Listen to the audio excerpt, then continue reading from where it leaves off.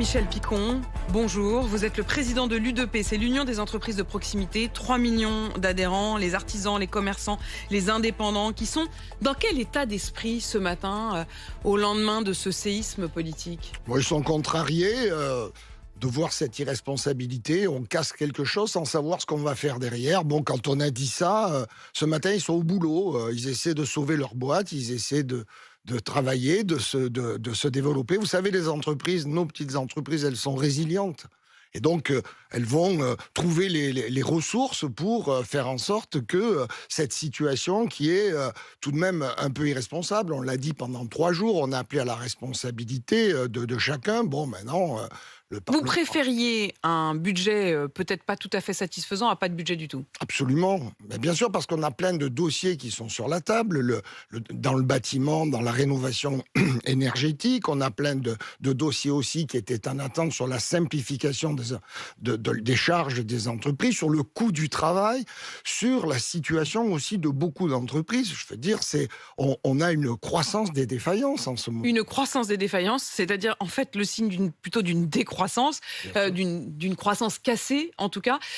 Dans ce moment-là, dans cette pause, quand certains des proches d'Emmanuel Macron disent qu'il faut aller très vite, est-ce que c'est aussi ce que vous dites, c'est-à-dire que cette période d'incertitude, d'instabilité où on n'arrive pas à se projeter soit le plus court possible? Ouais, bien sûr, il ne faut pas revivre le film qu'on a vécu cet été. Enfin, c'est juste pas possible.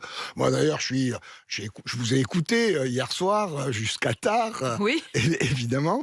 Et moi, je suis sidéré de voir qu'on casse. Et puis on va discuter, on va voir si on trouve une solution. Mais enfin, a priori, il n'y en a pas. Mais comment on peut se mettre dans cette situation? Bon, quand on a dit ça, il faut que le président de la République nomme un Premier ministre, un gouvernement soit mis en place et qu'on se remette à travailler tout de suite. Alors vous dites, nous sommes résilients, nous allons faire face, nous les patrons des petites entreprises, nous les indépendants. Est-ce que vous redoutez également que les Français eux-mêmes, on parle de la baisse du moral des ménages, on parle de la baisse éventuelle de la consommation, parce que par crainte, ils préféreraient peut-être, s'ils le peuvent, mettre un peu de côté en attendant des jours meilleurs.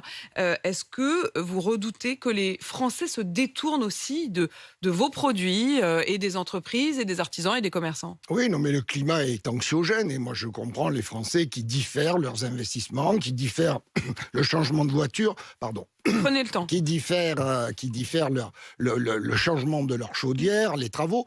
Moi, ce que je voudrais dire aujourd'hui, c'est que notre pays est tout de même un grand pays et qu'il va se relever. Je sais que les entreprises et l'ensemble de nos citoyens sont plus responsables aujourd'hui que la classe politique. Et j'appelle à ce que chacun fasse ses fêtes, aille au restaurant, faites-vous plaisir. Je sais que pour certains de nos concitoyens, c'est difficile, mais pour tous ceux qui le peuvent, ne changez pas vos habitudes parce que sinon, on va rajouter de la crise à la crise. Et on a besoin de croissance, on a besoin d'avoir de la création d'emplois. 1500 salariés sont licenciés dans les petites boîtes qui ferment partout en France. 1500 par semaine. Donc 1500 par semaine qui s'ajoutent aux 270 000 emplois menacés dans des plans sociaux à peu près partout en France. Ça veut dire effectivement, Michel Picon, et c'est très intéressant de vous entendre ce matin, c'est que au fond, j'ai presque l'impression que vous faites davantage confiance aux Français qu'à la classe politique. Ah oui, ça, vous l'avez bien dit. Je n'ai plus confiance dans la capacité des Français à travailler. Ce matin, ils sont tous au boulot. Et puis hier soir, ils ont regardé ce spectacle un peu lamentable par moments, il faut bien le dire. Michel Picon, vous parliez aussi à l'instant du fait que le pays est quand même résilient, qu'il va se relever. Emmanuel Le Chypre nous disait tout à l'heure qu'il y a quand même 2 circonstances plutôt positives pour l'économie qui sont à la fois la baisse du prix de l'énergie et une certaine stabilité, voire une baisse des taux d'intérêt. Est-ce que ça permet quand même pour les entreprises d'y voir un peu plus clair, d'avoir les taux qui se desserrent? Oui, bien sûr. La crainte que nous avons, c'est que justement ces facteurs-là s'inversent, que l'argent coûte plus cher, que les investissements, le changement d'un appartement d'un jeune couple ne puisse pas se faire parce qu'il n'entre plus dans les critères du crédit, parce que le prêt à taux zéro ne sera pas mis en place, que les primes rénovent pour changer sa chaudière, pour baisser sa facture pour énergétique. Le bâtiment, pour les logements, donc, c'est une cette situation que l'on connaît, il faut qu'elle perdure, il ne faut pas que les marchés s'affaissent. s'affolent. Et pour qu'ils ne s'affolent pas, je pense que chacun d'entre nous, on a un rôle à jouer. C'est de se mettre au travail tous ensemble et essayer de redresser ce pays malgré les Quels sont les difficultés. secteurs qui,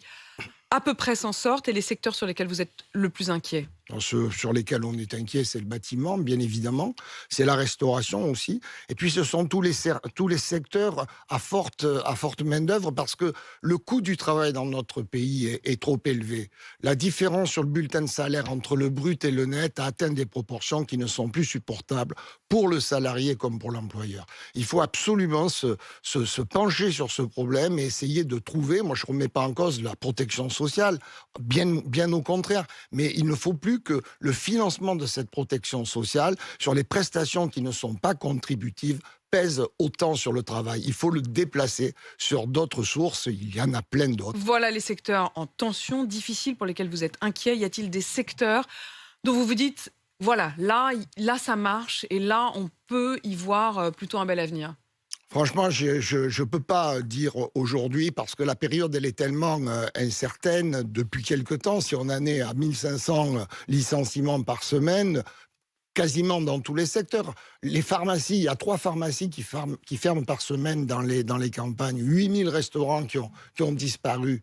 Donc, les secteurs sont un peu partout fragiles. Alors, il y a quelques secteurs de technologie, de pointe, bien évidemment, mais c'est pas la majorité de nos entreprises. Elles sont dans une situation où il faut qu'elles se relèvent les manches, mais je sais qu'elles vont le faire. Elles vont le faire, mais c'est difficile. Merci en tout cas, Michel Picon, d'être venu ce matin. Vous qui êtes donc le président de l'UDP, l'Union des entreprises de proximité. Et on entend votre appel aussi aux consommateurs que nous sommes tous.